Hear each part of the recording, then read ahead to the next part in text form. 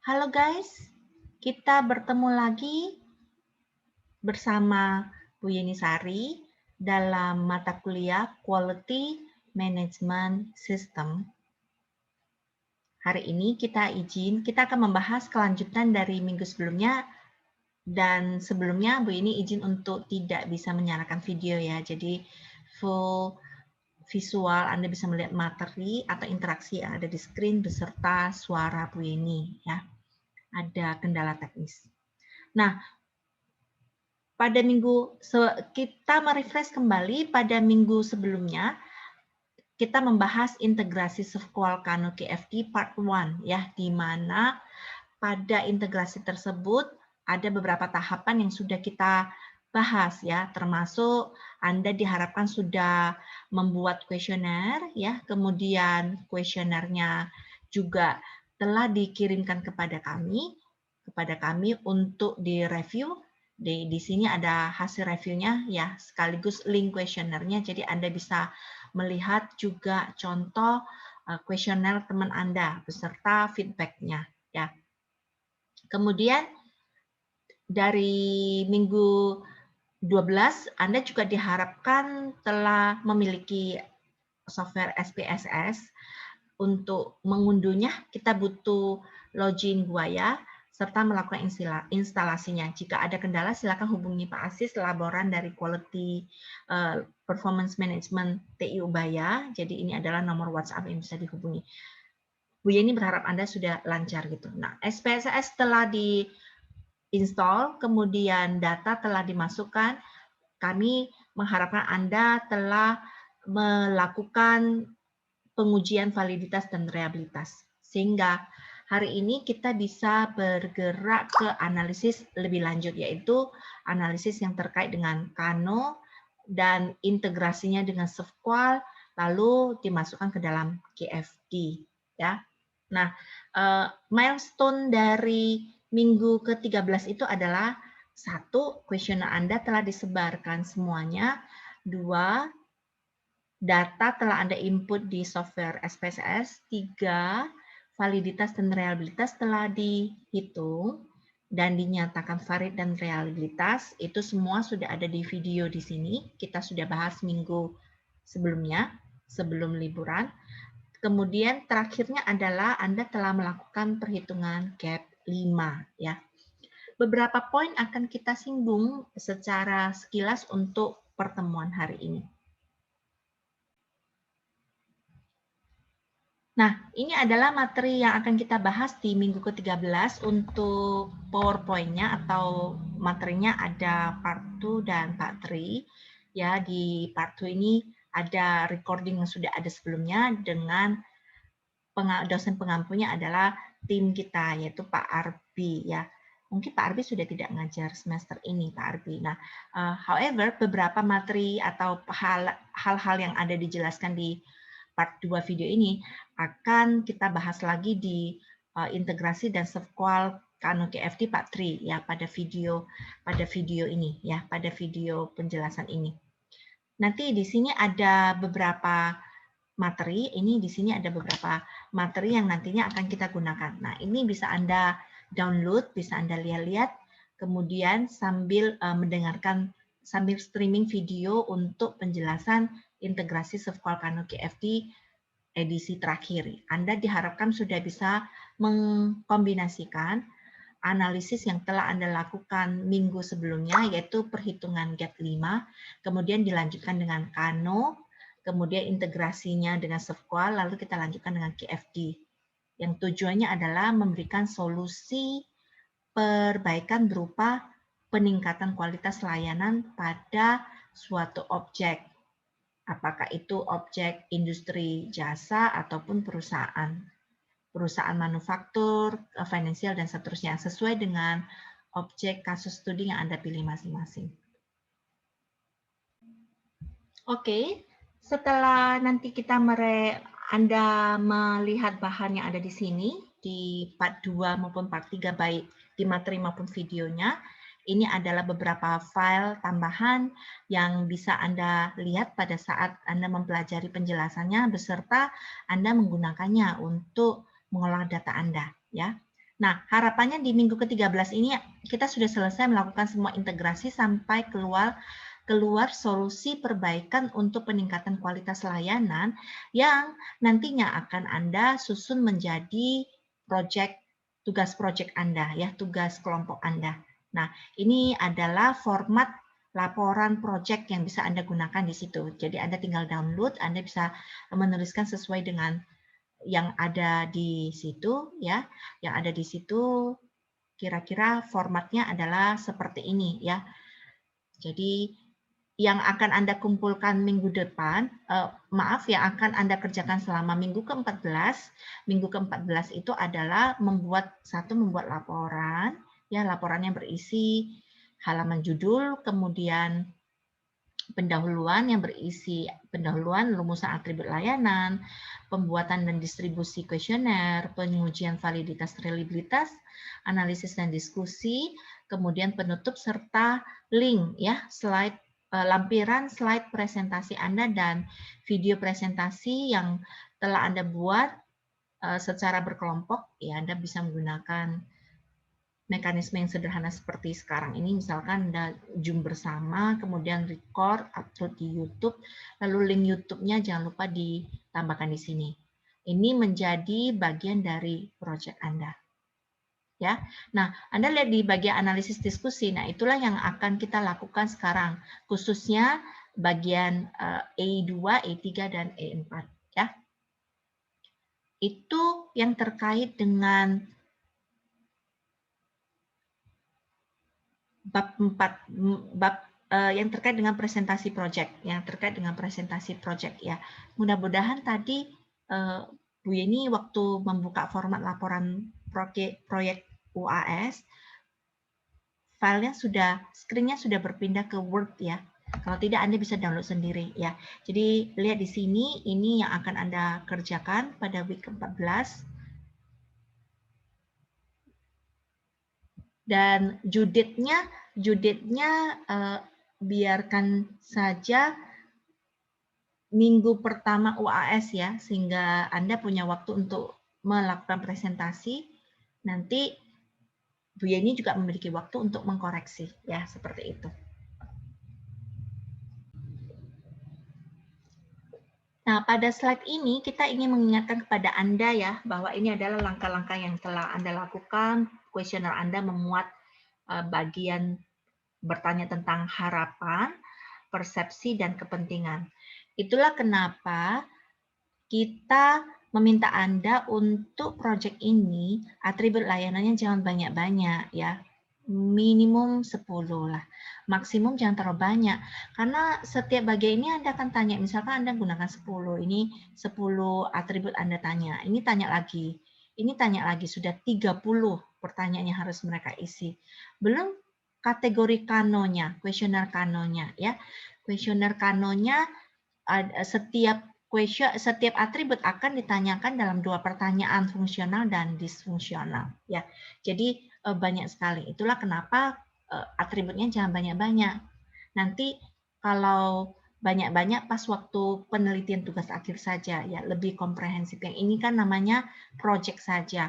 Anda tahu metodologinya, tahu melakukannya, melakukan proses secara keseluruhan, ya. Kemudian sampai minggu sebelumnya kita membahas apakah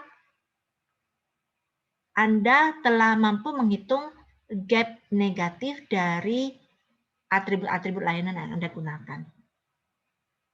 Jika dilanjutkan, kita akan lihat slide berikutnya. Ya, kita akan meneruskannya dengan menghitung skor kepuasan atau tingkat kepuasan.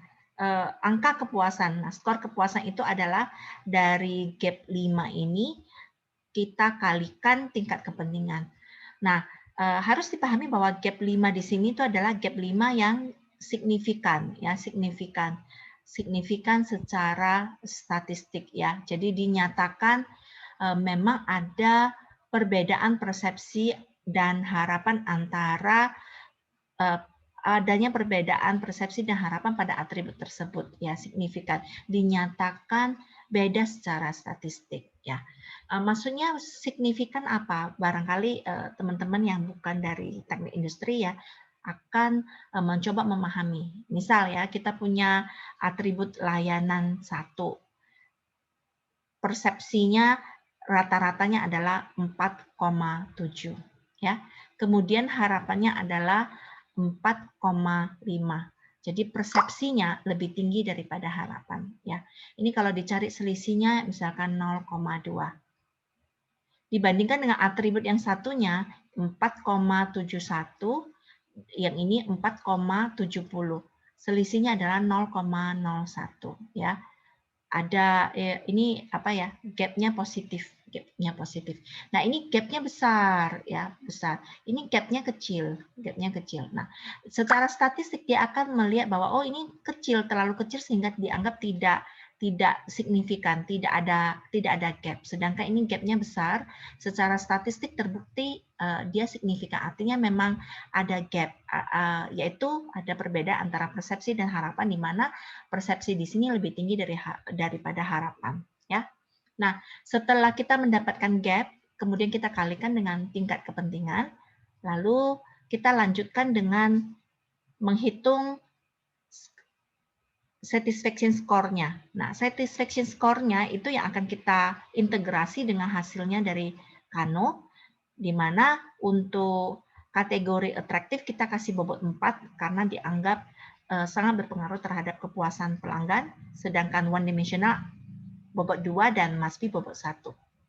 Nah, setelah kita mengintegrasi, kita akan memasukkannya menjadi watt ya, menjadi watt dari satu tools QFD, Quality Function Deployment, merupakan salah satu tools yang digunakan oleh banyak insinyur atau sarjana teknik di dalam merumuskan ya, di dalam merumuskan solusi perbaikan, di dalam merancang produk dan seterusnya ya. Sehingga kalau dilihat dari sini ini adalah subqual, gap 5-nya ini adalah Kano. Kemudian ini dari subqualnya kita hitung customer satisfaction score-nya, kemudian ini adalah konversi bobot dari Kano-nya, lalu integrasinya ini akan menjadi watt ya, sesuatu yang akan kita pilih sebagai fokus perhatian, fokus perbaikan. Ya. Nah, ini kita lanjutkan ya. Ini adalah minggu lalu, ini case study kita ya. Case study kita berbicara tentang kasus studi di rumah makan ya, dining industry, industri kuliner. Kemudian kita membahas menggunakan 10 atribut yang tersebar di dimensi Tera ya. Sebenarnya kalau untuk industri kuliner dia ada spesifik itu namanya Denself ya, Denself yang telah dirumuskan khusus untuk industri kuliner ya. Tapi anyway dimensinya tetap Tera ya. Kemudian kita menyebarkan kuesioner kepada 26 responden ya, 26 responden. Data dari 10 atribut ini beserta 26 responden ini bisa dilihat pada, ini kita kembali lagi ke screen-nya di sini, ke screen-nya ULS, kita bisa lihat pada di ULS ini ya, ada data sheet SPSS ya, data sheet SPSS. Nah, ini akan tadi Bu ini sudah membuka file tersebut ya, file open data ya, data itu data contoh kasus studi. Bu ini sudah open, hasilnya adalah seperti ini ya. Jadi di sini itu kita punya 10 atribut yang berisi tingkat harapan ya. Kemudian kita juga memiliki 10 atribut yang berisi tingkat persepsi dan 10 atribut yang berisi tingkat kepentingan. Ya, jadi total ada 30 atribut. Kemudian kita punya 26 responden di sana yang sudah kita inputkan, 26 responden di sini. Ya. Pada slide akan kelihatan ya perhitungan gap-nya. Jadi di sini kita akan menunjukkan kepada Anda ya analisis langsung ya, anggap saja uji validitas dan reliabilitasnya sudah bagus ya. Itu bisa juga Anda lihat pada video rekaman sebelumnya ya. Jadi ini let's say sudah valid dan reliabilitas, kita lanjutkan menghitung gap 5 dan melihat apakah dia signifikan atau tidak. Kita menggunakan terus yang kita sebut sebagai analisis compare mean per ya, uji berpasangan. Karena apa? Karena setiap orang kita tanyain harapannya, persepsinya, kepentingannya. Jadi orang yang sama kita gunakan pair ya. Jadi kita masukkan ya harapan dan persepsi, harapan dan persepsi kita masukkan di sini ya. Lalu masing-masing. Jadi jangan sampai salah ya, ini untuk atribut yang sama, harapan dan persepsi. Optionnya ya ini bisa diisi dengan tingkat kesalahan, apakah kita mau isi 90 alfa 90% atau alfa 5 atau 10% ya. Jadi dibiarkan saja. Oke. Kita akan mendapatkan hasilnya seperti yang ditunjukkan oleh screen ya. Ini adalah yang kita lihat ya. Ini adalah nilai selisihnya ya, nilai selisihnya. Bu ini kebalikan ya, harusnya kan persepsi dikurangi harapan. Bu ini manggilnya terbalik ya. Jadi tinggal dikasih ini saja. Persepsi dikurangi harapan, yang dilihat ini adalah signifikan levelnya. Dikatakan signifikan jika lebih kecil daripada 10% ya. Kita menggunakan tingkat kesalahan 10% ya, tingkat kesalahan 10%. Ya, ini kita sebut sebagai tingkat kesalahan. Kenapa ada tingkat kesalahan? Ya, karena kita mensurvei ya. Mensurvei sekian orang. Kalau restoran itu mempunyai 1000 customer, kita cuma mensurvei 26 orangnya ya. Barangkali 26 orang itu kita pilihnya kurang bagus sehingga kemungkinan ada kesalahan. Jadi kita menganalisis berdasarkan opini 26 orang ini untuk mewakili 1000 customer dari restoran tersebut. Nah, barangkali ada kesalahannya. Nah, kesalahan itu kita sebut sebagai alfa atau tingkat kesalahan 10%. Kenapa kita pilih 10%? Alfanya ada 1%, ada 5%, ada 10%. Ya karena mungkin responden kita hanya 26, jadi kita pilih tidak terlalu tingkat kesalahannya yang paling besar ya. Kalau 1 itu berarti kita kepingin hasil yang sangat akurat. Nah, kita lihat di sini ternyata semuanya di bawah 10%, artinya semuanya signifikan ya. Signifikan. Nah, angka gap ini, angka gap yang di sini beserta signifikan level ini ini pindahkan ke Word-nya yang ada di tabel ya, Word-nya yang ada di tabel. Sebentar, kita akan berpindah ke Excel ya. Ini guys.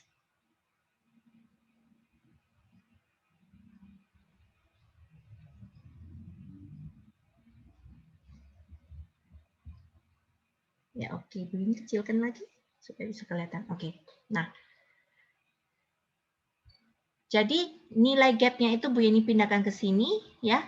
Kemudian nilai signifikan level tadi Bu Yeni pindahkan ke sini. Nah, di sini itu ada artinya ya. Artinya dia create all drawings dulu. Nah, ini. Jadi persepsi sama ini ada negatif ya. Negatif artinya atribut tersebut itu bermasalah. Jadi gap kalau negatif itu artinya persepsi lebih rendah daripada harapan. Apa yang dirasakan orang lebih kecil daripada yang dia harapkan gitu ya. Jadi disebut sebagai negatif. Nah, negatif itu kalau dia di bawah alfa itu dikatakan signifikan. Artinya memang betul ada ya, signifikan, keberadaannya signifikan ya. Terus ini signifikan semua. Kalau yang ini gapnya positif, terus ininya juga di bawah 10% signifikan. Jadi dia gap positif signifikan. Nah, kita akan fokus kepada gap-gap yang negatif ya, yang bermasalah, yang persepsinya di bawah ekspektasi. Sedangkan gap-gap positif ini ya sudah, ini bisa kita katakan ini kelebihan kita ya, kelebihannya. Jadi restoran ini memiliki kelebihan di mana stafnya sigap membersihkan meja ya. Kalau Anda pernah lihat di ya makan di seafood tepi jalan itu sigap banget membersihkan mejanya ya. Kemudian di tingkat assurance 2 ya, menjamin keamanan kesehatan pelanggan terhadap makanan yang disajikan. Oh, yang pasti ini bukan seafood di pinggir jalan ya, ini kesehatan ke pelanggan. Berarti ini kayak restoran bintang Michelin star-nya 3 ke atas, misalnya seperti itu. Dan termasuk jam buka tutup restorannya sangat menyesuaikan. Jadi buka sampai jam 10 malam untuk mengakomodir mereka yang mungkin pulang kerja malam atau dari pagi sudah buka, seperti itu. Jadi itu hal-hal yang hijau ini adalah hal-hal positif tapi signifikan ya. Sedangkan negatif ini yang akan kita perbaiki, Nah, kalau kita lihat di sini negatifnya sedikit ya, dari 10 sisa 7 ya. Jadi dari 10 positifnya 3, negatifnya 7 ya. Karena kita membahas 10 atribut. Coba Anda bayangkan kalau Anda menggunakan 25 atau 30 seperti penelitian-penelitian itu, keluarnya akan banyak ya gap signifikan, negatif signifikan. Nah, Bu, kami mau tanya Bu, boleh enggak kalau tadi negatif tapi tidak signifikan, ya, atau dia positif tapi tidak signifikan, ya. Nah, jika atribut yang terjadi di sini, apakah dia negatif atau positif, tidak signifikan, artinya atribut tersebut tidak ada masalah ya, tapi bukan merupakan kelebihan seperti positif signifikan ini, ya. Jadi kalau itu yang terjadi, maka itu dianggap tidak ada gap ya. Oke aja, we are fine doing that, we are fine on performing that attribute, that service attribute, the service quality ya, seperti itu. Nah, yang kita fokus di sini itu adalah gap negatif tapi signifikan. Yang positif signifikan itu akan menjadi otomatis menjadi kekuatan kita, kelebihan dari restoran ini. Lalu ini di sini tidak kelihatan ya, kita akan tarik lebih panjang. Ini adalah rata-rata tingkat kepentingan ya. Jadi min kepentingan kita masukkan ke sini. Anda bisa panggil data ini lewat SPSS ya, ataupun Anda bisa menghitungnya dengan Excel biasa. Nilai rata-rata dari 26 responden tersebut ya. Kemudian skor satisfaction score-nya adalah seperti rumus tadi ya, rumus tadi. Ini diperoleh dari tingkat kepentingan kolom I dikalikan kolom F ya. Jadi satisfaction score itu adalah I dikalikan F. Ya, seperti itu ya. Nah, kanonya Anda bisa olah kanonya dengan menggunakan materi yang telah disampaikan kepada Anda minggu sebelum integrasi ya, minggu sebelum integrasi. Ya, Bu ini akan coba dulu pindah ke sheet-nya Kano ya, sheet-nya Kano.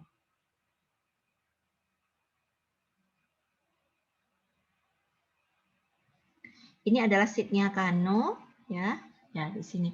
Ini adalah data dari 26 responden ya yang sudah Anda masukkan di sini ya, functional questions-nya itu jawabannya apa, disfungsional jawabannya apa, kemudian Anda menggunakan tabel evaluasi Kano ya, tabel evaluasi Kano. Ini akan kembali dulu ke tabel evaluasi Kano di sini.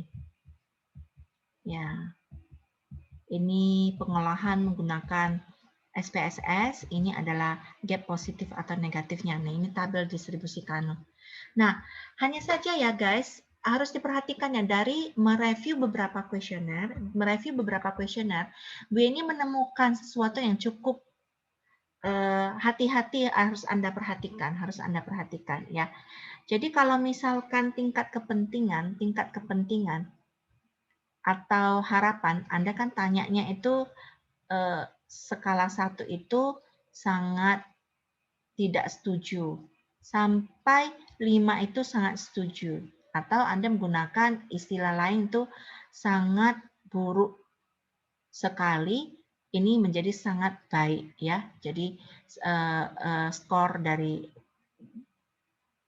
1 sampai 5. Jadi artinya sebelah sini itu menunjukkan hal yang negatif, ya, negatif. Mereka kecewa. Sebelah sini menunjukkan hal yang positif atau mereka puas, ya, positif atau mereka puas, seperti itu.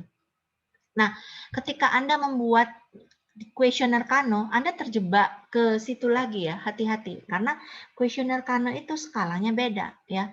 Skala satunya itu saya menyukainya, skala 2, skala 3 saya memang tidak menyukai, tapi saya masih bisa menerima. 4, 5. Yang terakhir ini adalah saya tidak menyukainya. Jadi Anda lihat di sini, ini agak berbeda ya. Satu ini adalah saya menyukainya, suka. Tengah-tengahnya adalah I don't like it but I can live with it gitu. Yang terakhirnya adalah saya tidak bisa menerima kondisi tersebut, tidak suka atau tidak bisa menerima kondisi fungsional atau disfungsional yang Anda tanyakan. Jadi ini berlawanan arah dengan yang Anda gunakan di skala Likert 1 sampai 5 di SQUAL gitu. Nah, itu hati-hati. Terus Bu, bolehkah saya ubah 1 ke 5-nya supaya satu arah dengan skala Likertnya tingkat kepentingan, harapan, atau persepsi? Iya, kalau Anda ubah, Anda harus hati-hati ya di dalam tabel ini ya. Ya, tabel ini cara lihatnya adalah 1 itu like, 5 itu dislike gitu. Kalau Anda ubah, ininya berarti Anda harus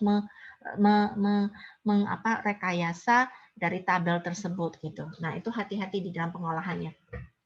Nah, saya menemukan beberapa kelompok seperti itu. Skalanya itu disamakan dengan SQUAL sehingga ketika Anda menganalisis ini harus hati-hati ya. Seperti itu. Ya, jadi setelah Anda memasukkan ini ya, contohnya misalkan atribut 1 untuk responden yang pertama. Atribut 1 untuk responden yang pertama. Ketika ditanya atributnya berfungsi, misalkan apa namanya? Desain interior bagus. Apa yang Anda rasakan? Dia jawab 1. Ya, I like it. Ketika ditanya desain interior tidak bagus, apa yang Anda rasakan? Dia jawab, itu sudah seharusnya, gitu kan.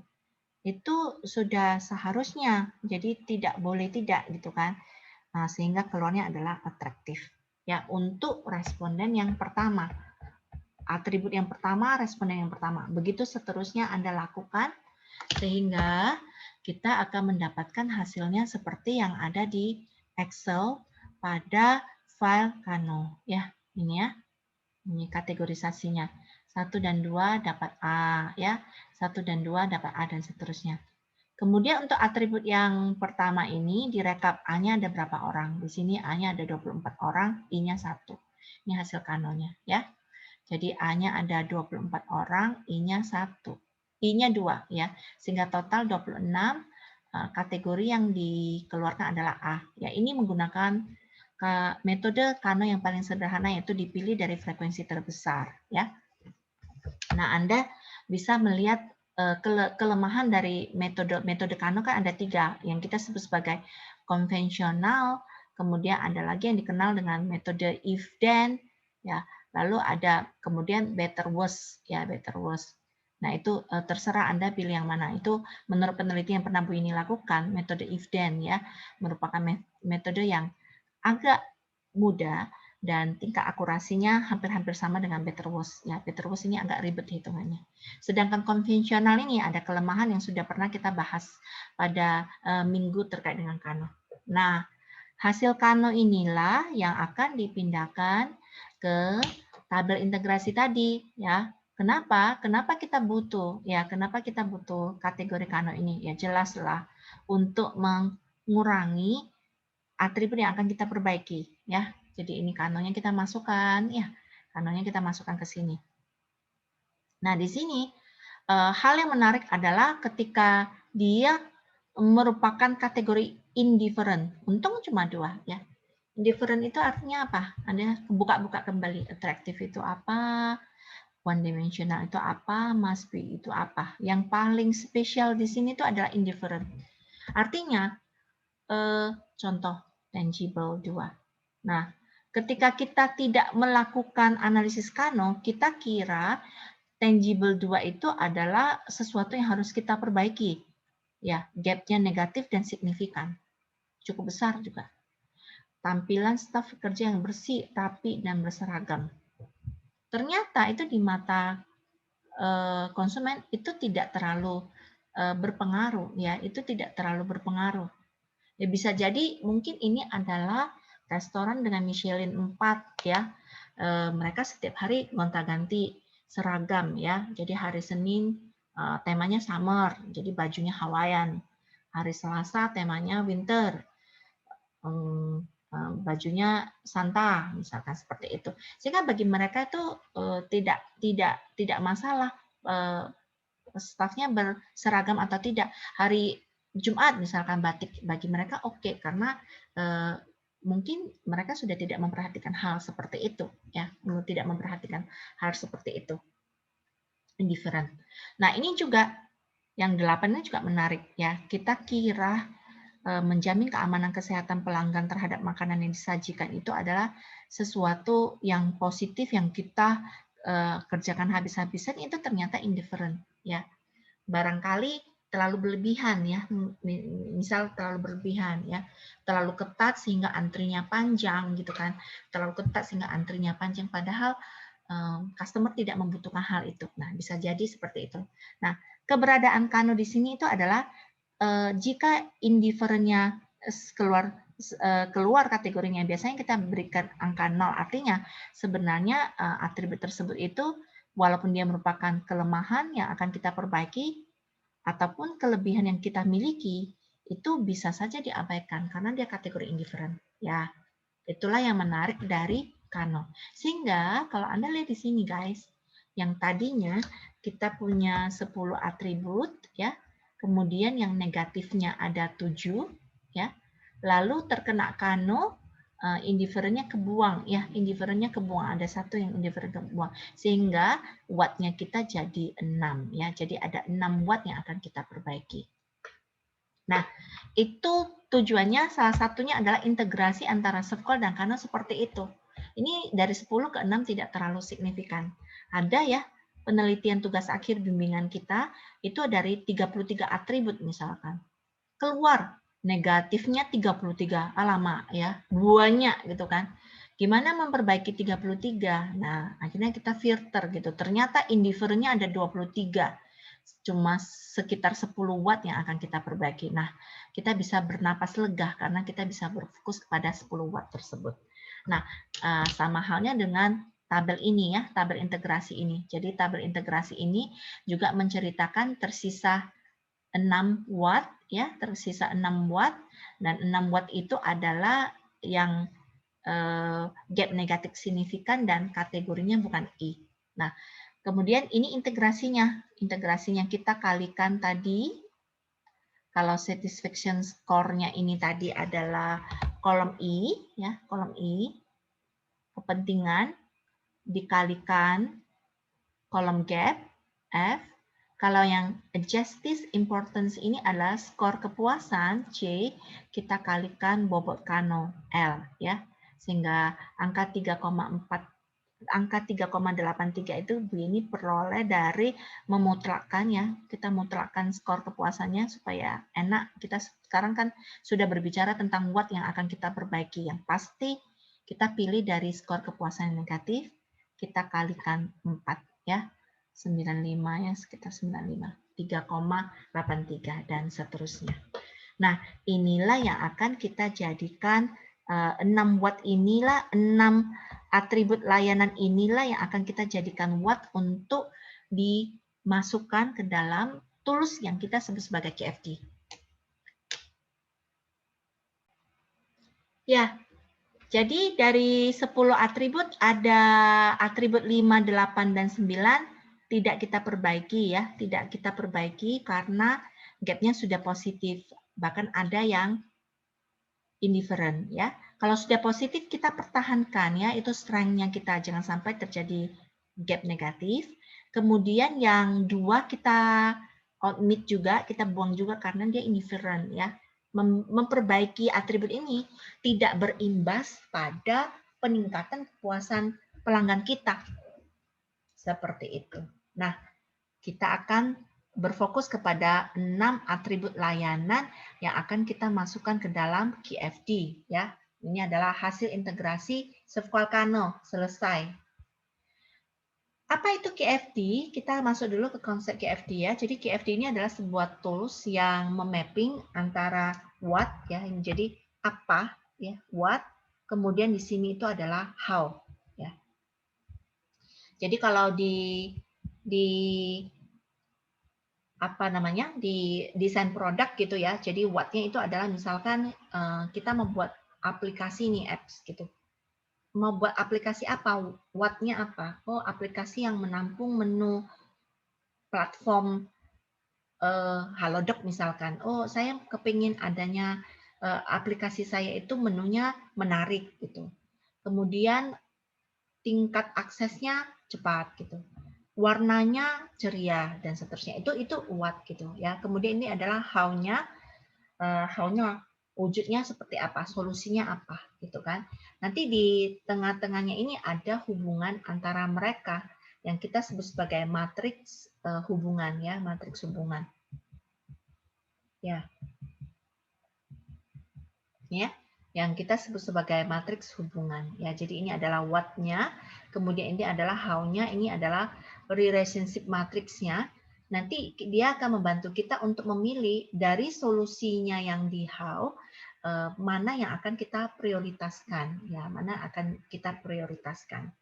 Nanti kita akan sambil jalan ya. Silakan Anda ke ULS untuk mendownload HOQ ya. Ya, HOQ itu singkatan dari House of Quality ya. Nama lainnya dari KFD. Jadi KFD, Quality Function Deployment ya, atau HOQ. House of Quality ya. Ini mirip rumah ya. Jadi ada atapnya, ada bangunannya, ada pondasinya seperti itu. Ya, begitu. Kita akan lihat di sini ya. Kita lihat lagi bagaimana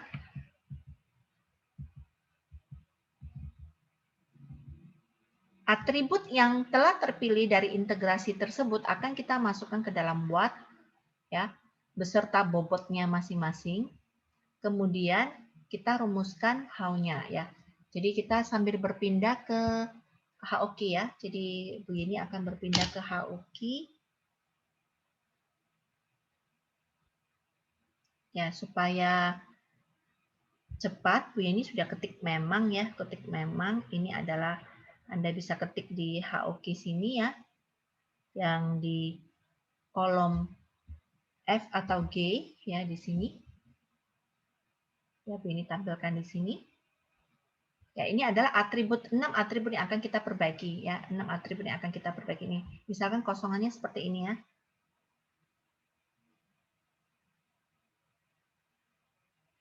Ya. Jadi Anda tinggal ketik aja di sini. Ya, bisa diketik di sini ya. Di House of Keys 1 yang putih-putih itu yang bisa diketik ya. Nah, ini tampilan ruang makan. Jadi ini adalah 6 atribut yang sudah terpilih ya. Coba bayangkan kalau Anda punya 22 atribut, kemudian yang harus diperbaiki banyak gitu ya. Anda harus fokus ya, fokus memilih. Nah, pilihnya bisa berdasarkan importance of what ini, berdasarkan importance of what ini ya. Nah, ini weighting atau importance ini diambil dari bobotnya Excel tadi ya, dari ini ya guys ya. Dari nilai yang sudah kita kalikan, yaitu nilai skor kepuasan yang sudah dikalikan bobot Kano ini, tinggal Bu ini pindahin ke sana ya, pindahin ke HOQ-nya atau KFD-nya. Nah, ketika Bu ini ketik 3,8 di sini ya, 2,6 di sini, ya dia akan mempengaruhi bobotnya di sini. Jadi bobot yang di sini itu dia hitung secara otomatis ya. Tapi kita juga bisa menghitung sendiri. Ya, ini adalah bobot masing-masing, ya jumlahnya berapa, maka bobot 26,7% ini adalah 3,8 dari total jumlah ya. Dia memainkan peranan 26,7%. Sehingga dari sini kita kelihatan tuh. Jadi ini totalnya akan sama dengan 100% ya.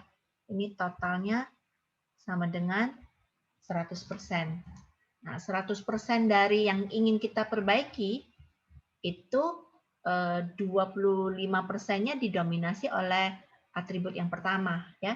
20 sekian persennya didominasi oleh atribut yang keempat dan seterusnya, ya. Jadi dari situ itu kita bisa melihat, oh ini apa atribut yang memainkan bobot yang lebih besar, ya.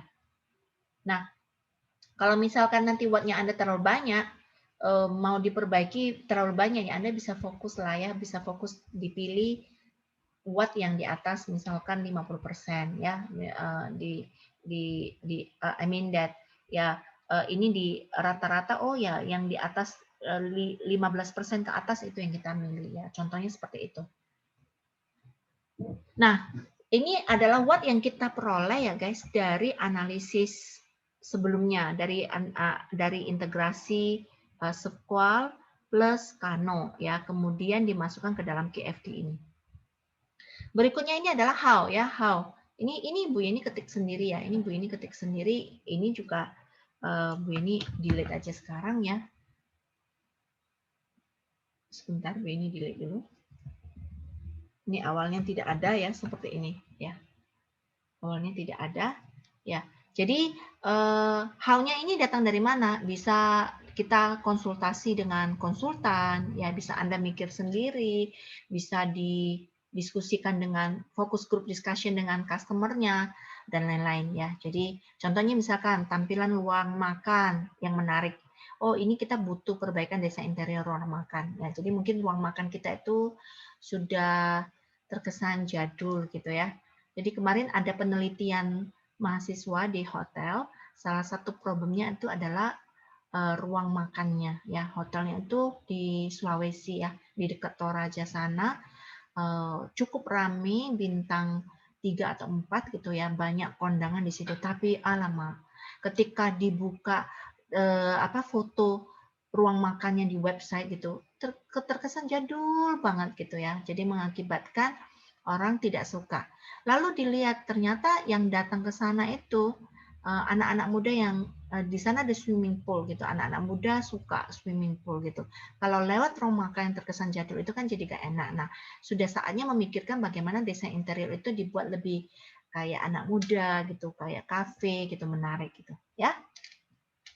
Nah, lalu solusi yang berikutnya aja. Jadi 1 watt itu bisa beberapa hal ya. Oh, tampilan ruang makan gitu. Bisa Bu ini tambahkan di sini. Penerangan yang kurang. Jadi analisis penambahan penerangan ya. Jadi menambah berapa lampu yang mau kita tambah ya, atau sebenarnya desain interior itu mempengaruhi jenis lampu yang dipilih juga. Berapa titik lampu seperti itu ya. Bisa 1 watt bisa beberapa hal ya.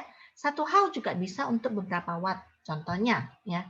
Contohnya desain interior ini bisa dipakai untuk memperbaiki tampilan ruang makan, bisa juga dipakai untuk memperbaiki kemudahan pembacaan menu ya. Jadi waktu mendesain interior itu menunya sudah dipikirkan, ini nanti papan menunya digital atau pakai papan tulis yang seperti blackboard gitu, harus ditulis pakai kapur, mau ditempatkan di mana, itu sudah all in gitu ya. Nah, ternyata how yang satu ini bisa untuk 2 watt yang ini. Hanya saja mungkin kepentingannya hubungannya berbeda ya. Jadi kalau desain interior ini hubungannya dengan tampilan rumah makan itu ada 3 hubungan ya. Jadi tanda yang negatif ini adalah strong ya. Jadi di atasnya ada keterangannya nih ya, keterangannya di sini. Ya. Tunggu biar scroll agak ke atas, terus ke kanan sedikit. Nah, ini adalah strong relationship ya, bentuknya bundar yang berisi. Kalau bundar sedang-sedang saja, nilai bobotnya 3. Kalau weak, lemah, nggak ada kaitannya. Ya, seperti itu guys. Nah, ini kita pikir-pikir nih, ya ini namanya kualitatif tools ya. Jadi subjektivitas kita main di sini. Perbaikan desain interior ruang makan, ya harus ada alasannya. Oh ini kuat nih untuk tampilan ruang makan, ya. Tapi desain interior juga berpengaruh kepada rancangan menu supaya mudah dibaca, taruh di mana, taruh di dekat pintu masuk, pakai papan blackboard atau digantung di bagian meja pemesan, meja resepsionis atau meja pemesanan dan seterusnya, atau dibuat dalam bentuk buku ya. Ada berpengaruh. Nah, tapi rendah mungkin kita kasih angka 3. Seperti itu guys, ya.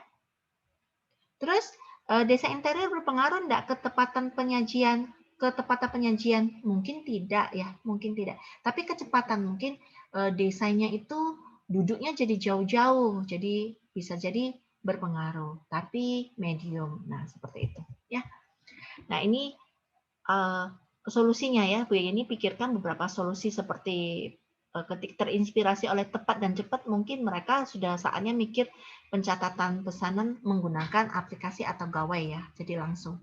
Jadi Bu ini pernah makan di restoran langsung ya, mereka menerima order itu sudah pegang HP gitu, tinggal klik menunya ya. Oh menunya nggak usah ketik, nggak usah nulis, langsung dipilih gitu. Nah bisa jadi seperti itu.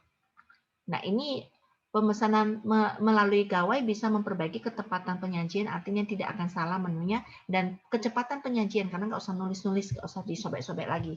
Di input di sini di dapur langsung sudah bisa lihat gitu ya. Kemudian dan seterusnya. Jadi itu adalah how-nya ya. Nah, yang perlu Anda lakukan di sini itu adalah merumus solusi perbaikan dan membuat hubungan matriks seberapa erat solusi tersebut terhadap watt ya. Satu hal bisa beberapa watt, satu watt juga bisa relevan dengan beberapa hal ya. Situ. Itu adalah badan matriksnya ya. Kemudian ada atapnya. Atapnya ini menunjukkan hubungan antar hal-nya ya, hubungan antar hal-nya. Di sini Bu ini coba-coba saja ya. Legend yang terkait itu ada di sini ya, hubungan antara atapnya. Apakah hal yang satu sama hal yang lain itu berkorelasi positif? Artinya kalau saya memperbaiki hal yang satu, itu sangat erat kaitannya dengan hal yang berikutnya. Ya, ini positive correlation, negatif. Ini strong negatif dan seterusnya. Nah, silakan diisi di sini hubungan antara ininya ya, hubungan antara hal-nya.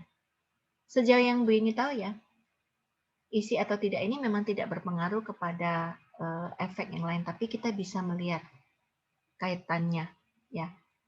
Efek yang lain itu ini yang katanya nanti di bawah ini ada hitungannya ya, hitungannya yang bisa kita pakai untuk menentukan mana hal yang akan kita prioritaskan.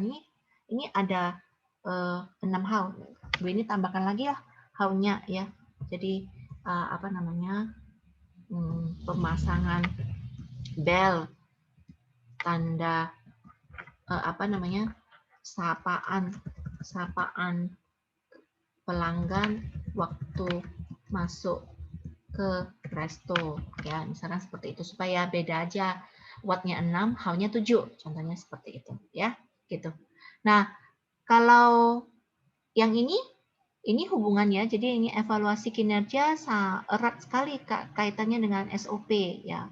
Kita bisa klik di sini, kita bisa milih, oh erat, berkorelasi positif, begitu seterusnya negatif correlation, ini strong negative correlation. Oh ya ini pembuatan SOP erat kaitannya dengan evaluasi kinerja. Ya silakan diisi ya.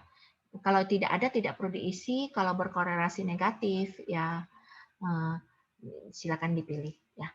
Seperti itu untuk atapnya ya, untuk atapnya.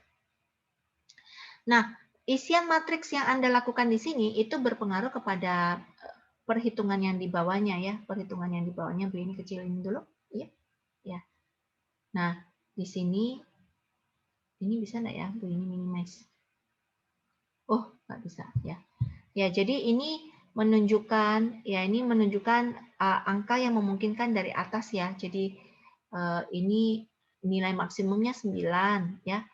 Strong, medium, moderate itu 3 ya, ini 1. Jadi di sini itu angka yang paling tinggi. Contohnya baris kolom ini tidak ada yang strong, semua medium, berarti maksimum hubungan adalah 3.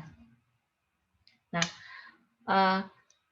ketika kita mengisi matriks hubungan ini, dia akan menghitung otomatis what-nya ya. What-nya ini adalah tingkat importance of, maaf Bu ini ulangi, importance of how-nya ya. Menentukan bobot dari solusinya.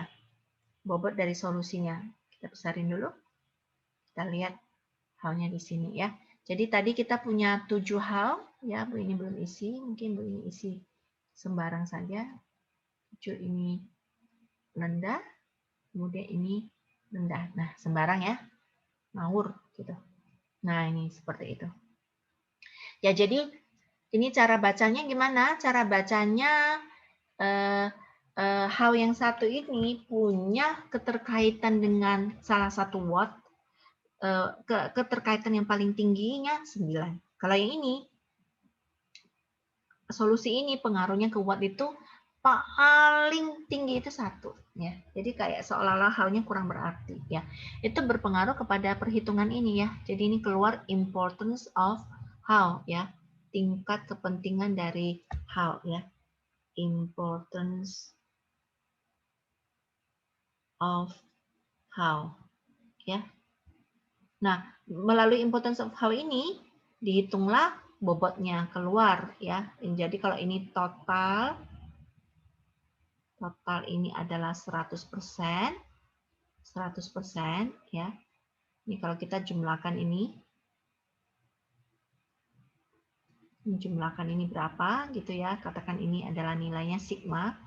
Ya, maka 27,7 ini adalah hitungannya adalah 331 dibagi total total bobot ya, total tingkat kepentingan hal ya. Nah, ini menunjukkan bahwa semakin tinggi persentasenya, nanti dia semakin dipentingkan atau diprioritaskan untuk diperbaiki ya. Jadi ini skor yang paling tinggi ada di sini, juara 1. Ini adalah how yang harus segera kita lakukan. Kemudian ini adalah ranking 2, juara kedua, begitu seterusnya. Jadi kalau kita tidak punya sumber daya manusia, modal, ya kita tidak memperbaiki semua gitu ya. Ini yang ketiga yang ini, ya, yang keempat, yang kelima, yang keenam dan 7 ya. Nah, kalau kita sumber dayanya baik manusia maupun modal cukup untuk renovasi, cukup untuk hal yang pertama ya, kita fokus ke hal yang pertama saja ya. Mari kita fokus kepada perbaikan desain interior ya. Tapi kalau di tugas akhir ya ini semua harus dipikirkan gitu ya. Dipikirkan bagaimana solusinya. Bisa jadi mungkin yang 6-7 diabaikan karena terlalu kecil ya, terlalu kecil. Fokus kepada 5 hal itu. Nah, setiap hal itu akan dibahas detail ya. Jadi misalkan yang kepilih 1 sama yang keempat ya. Oh ini. Ya, desain interior. Bagaimana desainnya? Kondisi sebelumnya seperti apa? Sesudahnya seperti apa? Penyusunan SOP. SOP-nya kayak apa? Apa yang akan disusun? Ya, Anda belajar di UTS pembuatan SOP, prosedur kerja. Mungkin ini karena penyajiannya lama gitu. Chefnya kerjanya lambat gitu. Nah, bagaimana Anda membuat SOP supaya chefnya itu masaknya cepat gitu ya. Seperti itu. Nah, itu terkait dengan KFD. Anda bisa menggunakan yang ada di sini ya. Tadi kita sudah menjelaskan KFD itu adalah House of Quality yang mengkaitkan antara what dan how ya.